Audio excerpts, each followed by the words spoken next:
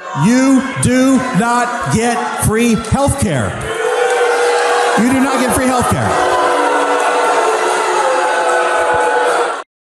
Now, I've showed you that clip before. That's MAGA Republican Congressmember Mike Flood of Nebraska. He was getting booed there, saying, you do not get health care.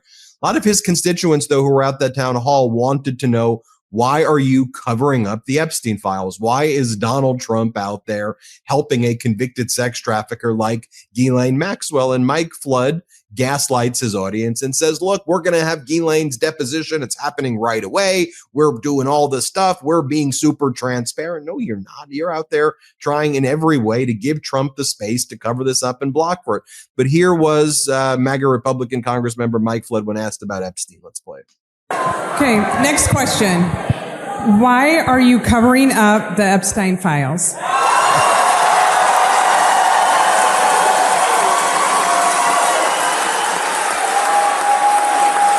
Let's be very clear. At the next pro forma session of the Congress, you'll find my name as a sponsor on a resolution from the House Rules Committee to release the Epstein file. Really? Really? We'll see about that. Here's MAGA Republican Congressmember James Comer. Let's play this clip. Here's what he says.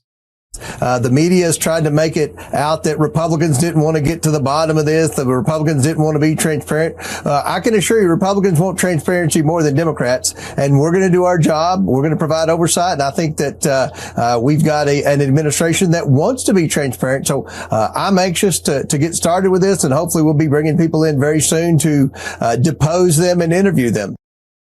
Well, I saw some of those deposition notices that you sent, James Comer. The Democrats outmaneuvered you and got the subpoena for the files, but then you subpoenaed not the victims. You didn't subpoena Alex Acosta, who was the United States attorney who engaged in the non-prosecution agreement with Epstein back in 2007, who was Donald Trump's labor secretary. You moved Ghislaine Maxwell's deposition, which was supposed to take place on August 11th. But here's what James Comer says. He goes, I'm not worried. I think that Trump is going to tell the DOJ to just turn over those files. Here's what Comer says. Let's play it. The American people. I don't think we'll have to put up a fight with the Department of Justice because President Trump has said he's going to release the Epstein files. I take him at his word. I take him at his word. You take Donald Trump at his word. I don't take him at his word. Let's bring in Democratic Congressmember Garcia. Congressmember, great to see you again. Ranking member of the House Oversight Committee. Newly became that position, ranking member of the House Oversight Committee. You saw those clips. What do you make of it? Well, I'm gonna ensure that James Comer keeps his word. I mean, clearly the chairman of Oversight is saying that the subpoena is going to be followed through on, that we're going to get the files. That's what we expect. The subpoena was bipartisan. We grabbed a few of those Republicans to come over, but the chairman of that subcommittee voted no, as did other Republicans. It's a complete joke that somehow Republicans want transparency. It's Donald Trump that's involved in a massive cover-up. It's Pam Bondi, who apparently has the files on her desk, who's involved in a massive cover-up. It's J.D. Vance now backtracking what the president has said in the past and trying to maybe organize part of this massive cover-up. And so James Comer and the rest of the Republicans are trying to now divert attention to other things or other created scandals when we know the true scandal is that Donald Trump spent his entire campaign talking about releasing the Epstein files, saying he's going to get it done. He puts in place an FBI director that was also committed to getting those Epstein files out, and now has just flipped. Why is that? And why is he not censoring the victims? But we're going to get to the bottom of it.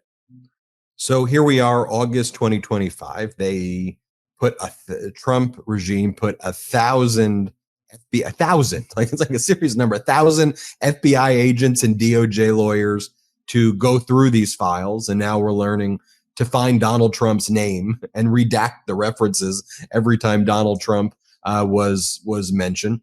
Over 300 gigabytes of information that could have been released at this point months ago. But now the only thing that's been released is Ghislaine Maxwell.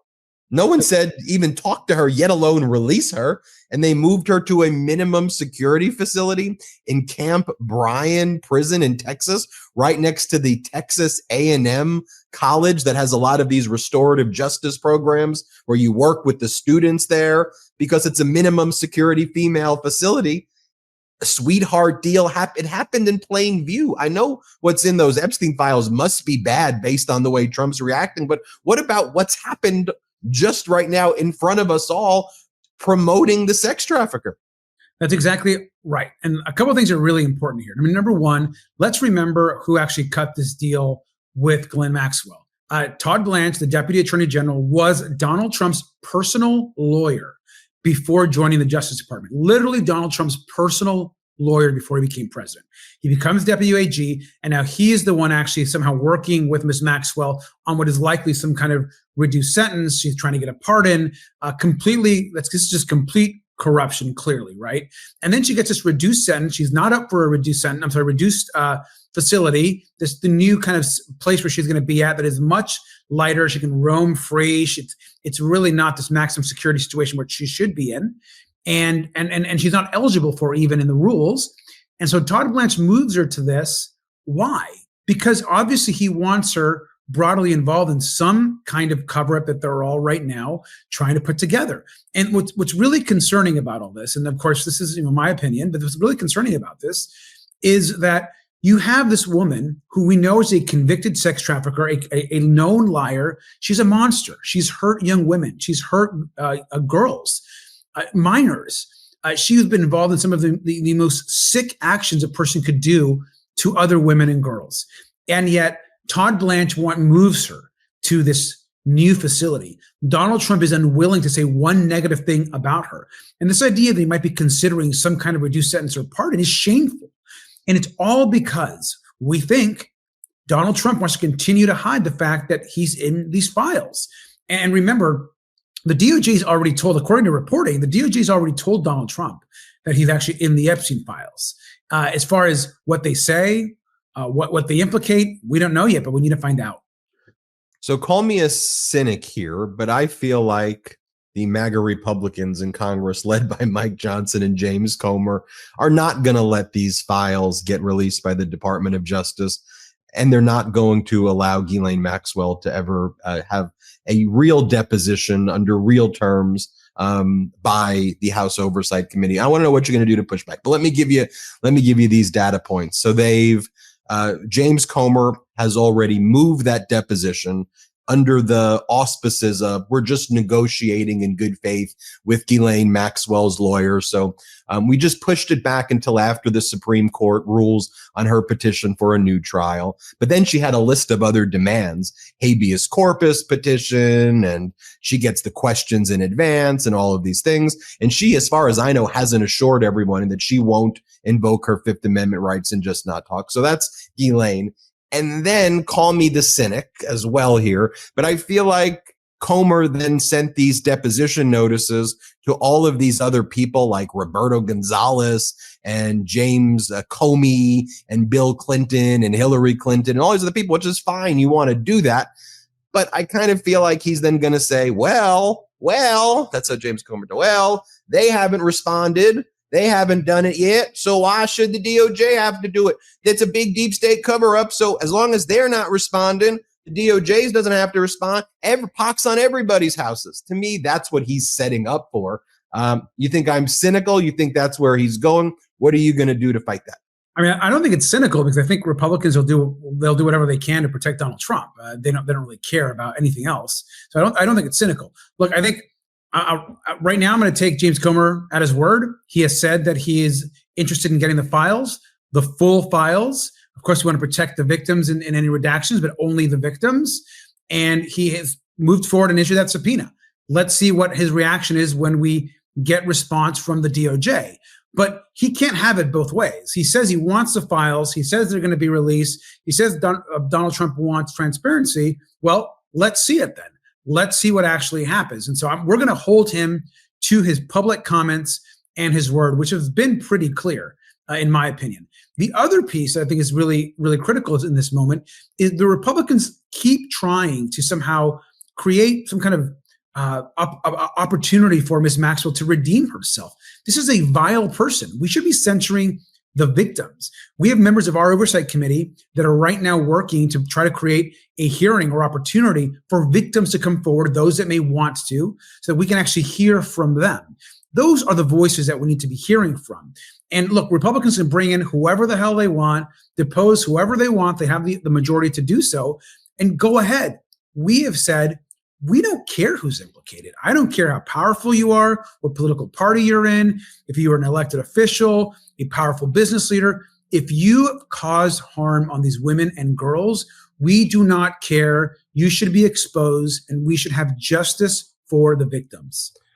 To that point, Congressman, a lot of the victims have said they've reached out to Todd Blanche and the Justice Department, who has not returned their calls. The Trump regime has never reached out to the victims to get their stories, to hear what happened with them, to hear about their experiences. So you mentioned looking into a potential hearing to bring the victims in to tell and share their stories. Well, what can you talk about that? Where is that along in the process, and what happens there?